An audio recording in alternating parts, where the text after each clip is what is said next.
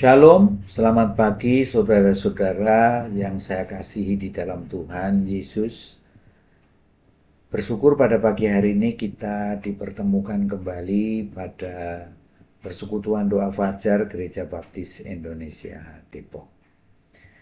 Dan mari saudara-saudara kita merenungkan sebagian daripada kebenaran firman Tuhan. Pagi hari ini renungan kita akan saya berikan judul dipangkas untuk bertumbuh. Diambil dari Injil Yohanes pasal 16 ayat 13a dan 2 Petrus pasal 3 ayat 18a. Demikian bunyi firman Tuhan. Tetapi apabila ia datang, yaitu roh kebenaran, ia akan memimpin kamu ke dalam seluruh kebenaran. 2 Petrus pasal 3 ayat 18a berbunyi, tetapi bertumbuhlah dalam kasih karunia dan dalam pengenalan akan Tuhan dan Juru Selamat kita, Yesus Kristus. Saudara-saudara, bayangkan ada sebuah benih pohon yang merupakan benih yang unggul. Benih itu memiliki potensi besar untuk menjadi pohon yang akan bertumbuh besar, berdaun rindang, dan berbuah lebat. Namun jika benih itu hanya disimpan di dalam sebuah kotak tanpa ada tanah dan air, maka ia tidak akan pernah bertumbuh, apalagi berbuah. Yang jelas, benih unggulan itu akan mati. Saudara-saudara, banyak dari kita sebagai orang Kristen sering merasa stagnan secara rohani atau jalan di tempat di dalam kehidupan rohani kita. Kita tahu kita sudah diselamatkan. Kita tahu perintah-perintah Tuhan. Dan kita juga tahu bahwa firman Tuhan yang selalu kita baca, kita renungkan, adalah perintah-perintah yang harusnya kita laksanakan. Tetapi kita merasa tidak memiliki kekuatan untuk berubah menjadi lebih baik. Disinilah kita melupakan peran yang sangat krusial dari Roh Kudus. Bertumbuh secara rohani bukanlah hasil dari kekuatan otot atau tekad manusia atau tekad kita semata, melainkan hasil pekerjaan Roh Kudus yang kita izinkan mengalir dan bersama-sama dengan hidup kita. Nah, saudara-saudara, ada 3 cara Roh Kudus supaya menumbuhkan kehidupan rohani kita. Jadi untuk mengalami pertumbuhan rohani yang sejati, kita perlu memahami bagaimana Roh Kudus bekerja di dalam diri saudara dan saya. Yang pertama, memimpin pada kebenaran atau the counselor. Roh Kudus tidak hanya menghibur tetapi juga menegur. Saat kita membaca firman Tuhan, Dialah yang membuka mata rohani kita untuk mengerti dan mengaplikasikannya. Pertumbuhan dimulai ketika kita berhenti mengeraskan hati saat Roh Kudus menegur kebiasaan lama kita yang buruk. Lalu yang kedua, mengubah karakter dari dalam. atau the transformer. Dalam Galatia pasal 5 ayat 22 dan sampai dengan 23, buah roh itu adalah kasih, sukacita, damai sejahtera, kesabaran, kebaikan, penguasaan diri, dan lain-lain. Adalah hasil produksi dari Roh Kudus dalam hidup kita, bukan hasil kepura-puraan kita.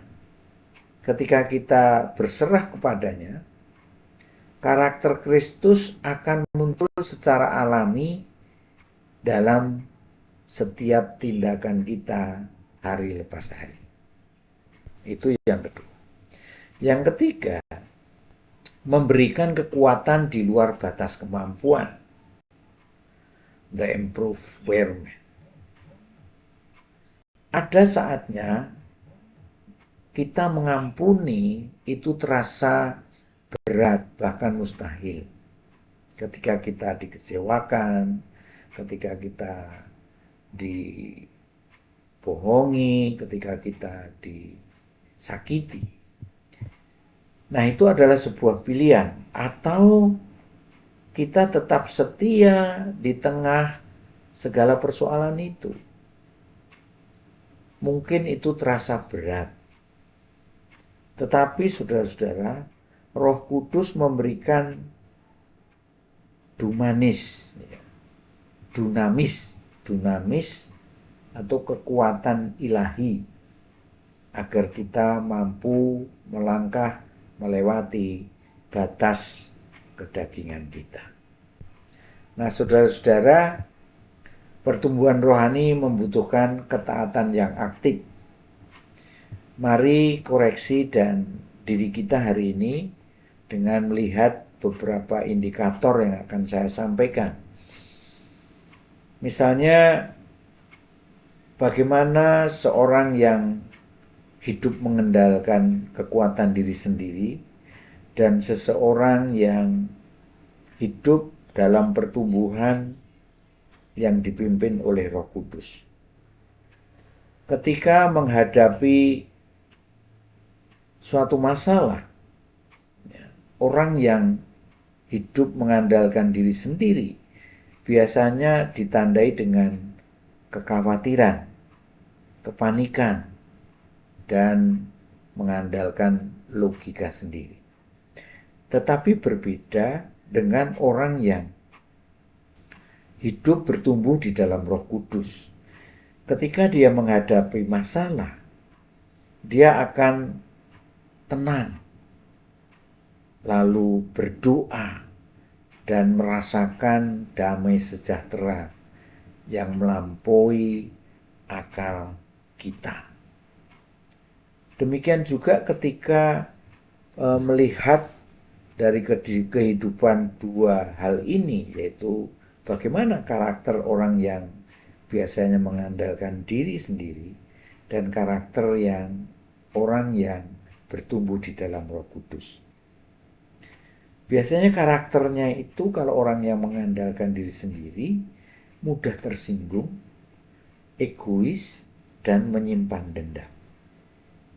Beda dengan orang yang hidupnya di dalam pertumbuhan Roh Kudus, yaitu orang ini biasanya mudah mengampuni,